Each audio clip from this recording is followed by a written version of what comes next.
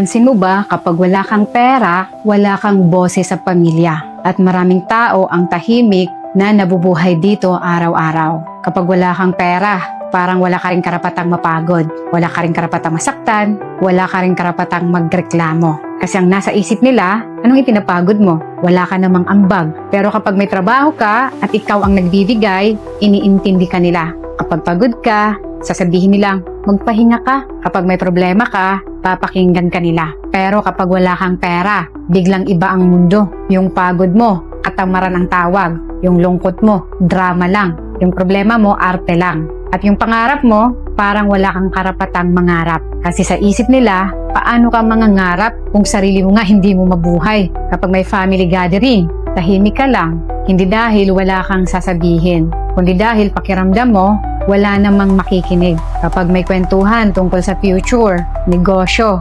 bahay, investment, o plano ng pamilya, parang automatic na hindi kasama ang opinion mo. Kasi feeling nila, sino ka ba para magsalita? Wala ka namang ambag. Minsan, hindi ka naman nilang direktang iniinsulto. Mas masakit pa nga yung ginagawa nila kasi pinaparamdam nila mismo. Yung tingin na, alam mo yon, parang wala kang silbi. Yung tono na parang pabigat ka lang. Yung pakikitungo na parang dagdag gastos ka lang. Unti-unti tuloy, hindi lang pera ang nawawala sa'yo. Nawawala rin ang confidence mo. Nawawala din ang self-worth mo. Nawawala rin ang paniniwala mo sa sarili mo. Hanggang dumating yung araw na ikaw na mismo ang nagsasabing, siguro wala nga talaga akong kwenta.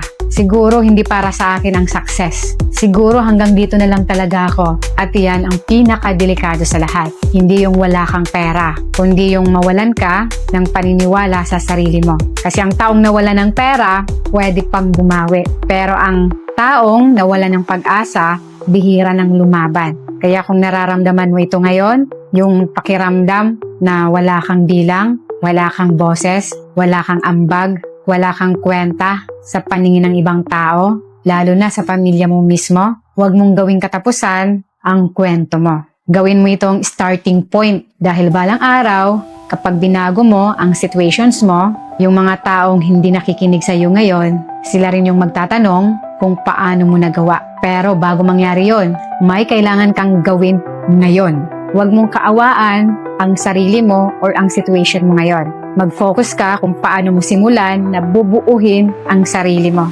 Kasi at the end of the day, hindi mo kontrolado kung paano kanila titingnan. Ang kontrol mo kung magiging dahilan ba yan para hindi ka na magbago o gagawa ka ng paraan para patunayan mong mali sila.